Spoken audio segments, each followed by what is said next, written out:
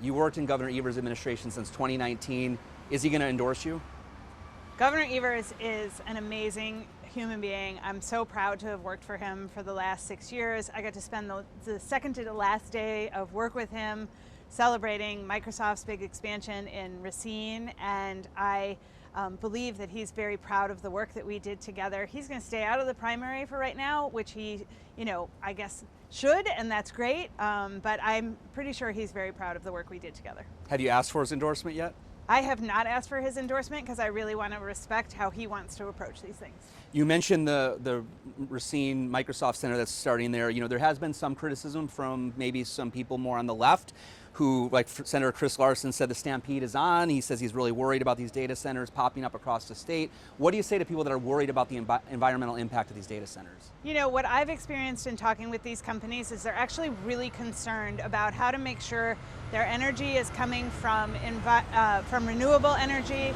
The water usage is actually quite small compared to what we've heard about in the past. And so I'm very encouraged that these companies are really thinking about the future. That's why it's exciting that Microsoft is building the largest AI center in the country in Wisconsin. It's bringing great paying jobs, union supporting jobs, and I think it's a conversation that we need to continue to engage in really deeply, but I'm excited about what's happening.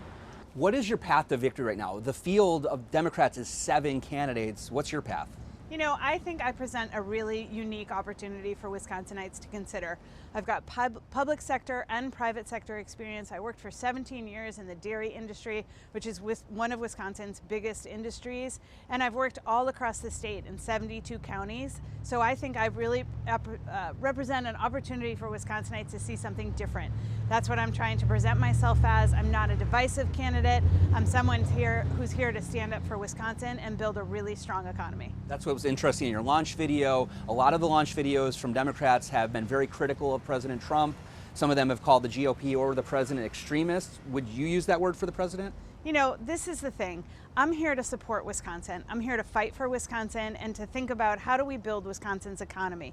There are going to be forces that come and try to impact that, and I'm ready to fight those forces. I'm ready to look at how do we get past the unpredictability, how do we get past tariffs, and all of those pieces of the puzzle. And what I can demonstrate to Wisconsinites is I've had real economic impact. I've created jobs, I've helped businesses get started, I've brought investment into the state, and that's what Wisconsinites care about. They care about how do we move forward. It's our motto, and I'm here for it. What does it say when some of your Democratic competitors do use the word extremist to refer to the president and the GOP?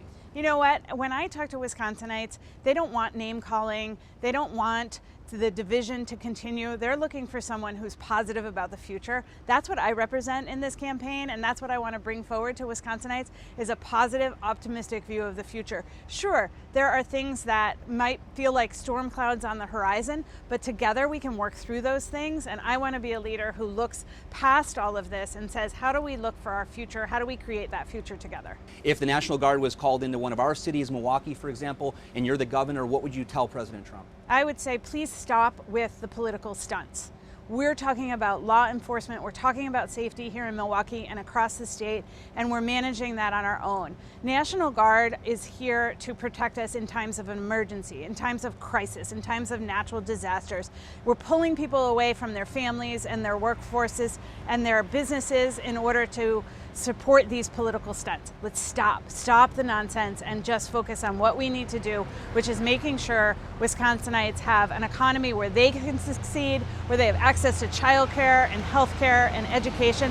These are the things that are important for us. Rapid fire round here on some of the issues that you might face as governor. Yep. Your thoughts on President Trump's tariffs? Tariffs are raising prices for Wisconsinites in grocery stores, in small businesses, at the gas pump. They are just adding unpredictability. As I talk to businesses, they are ready to grow and ready to move forward, but when they're concerned about the future, they don't hire, they don't make investments, and so all of the unpredictability around tariffs is not what we need right now.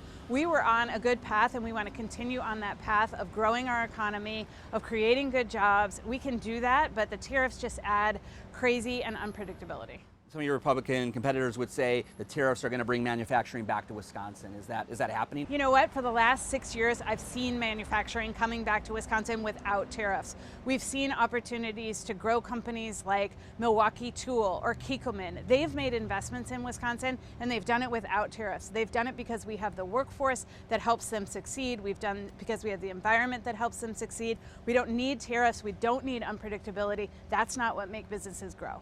On the surplus, as governor, you're going to have to decide where this money goes. In the past, Democrats have said most of that money should go to public schools. Republicans have said property tax cuts. The governor signed bills that kind of split it. What would you put most of that surplus into schools, property taxes, or somewhere in the middle? You know what? Wisconsinites have invested by paying taxes, and they expect those dollars to get used to support our schools, to support strong roads and transportation infrastructure. They want to see those dollars spent smartly, and we need to be able to have conversations in the Capitol that then work for the rest of Wisconsin. What I'm going to do is sit down with folks at the table and say, okay, this surplus is here. How do we invest it as smart as we can in order to serve Wisconsinites?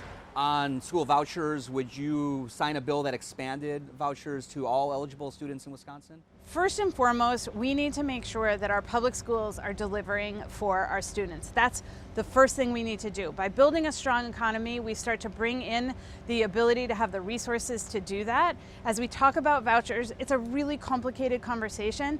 We have vouchers that are working around the state, and that we can't just necessarily undo all of that very easily. So we need to be around the table. But first and foremost, we need to be funding our public schools as best we can to make sure that our students are getting what they need. One of the Democratic competitors wants to see a wind down of the voucher program. Would you support winding it down so that it goes away in, I don't know, X amount of years? You know, again, what we want to make sure is today we are delivering for our public school students, and we look to the future to have a plan for that. I'm not going to say right away what that solution is. All I want to say is we need to build a strong economy so that we can support our public schools, we can support our universities and our tech colleges. We've made these investments for decades and decades, and we need to make sure that we're supporting those investments and not letting them just be diminished. On taxes, would you support raising the taxes for the wealthiest Wisconsinites?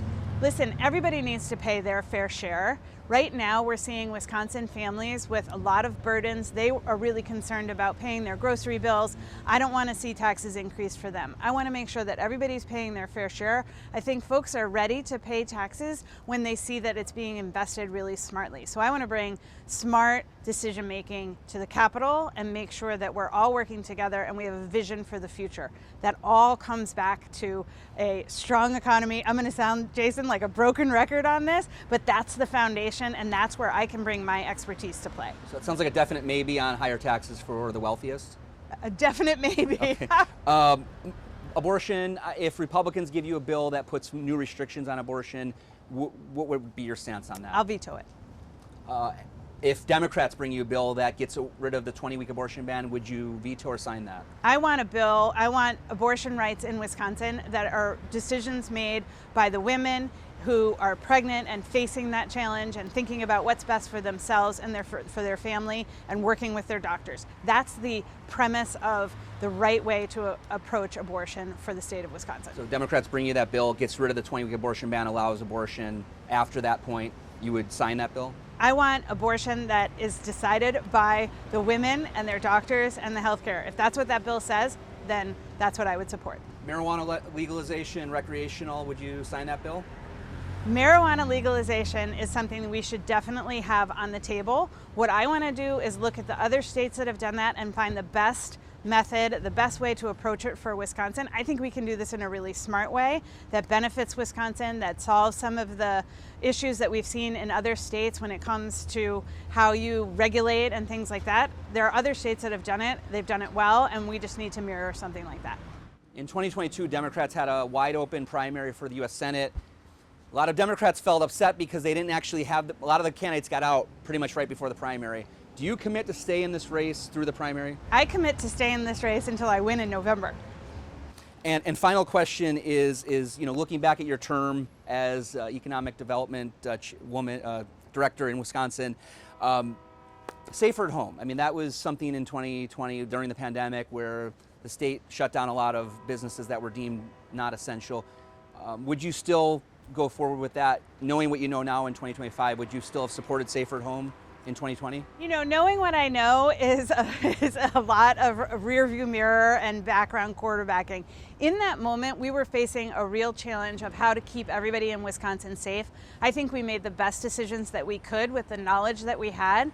And I think going forward, it's always about what do we know and how can we make sure that we keep Wisconsin safe.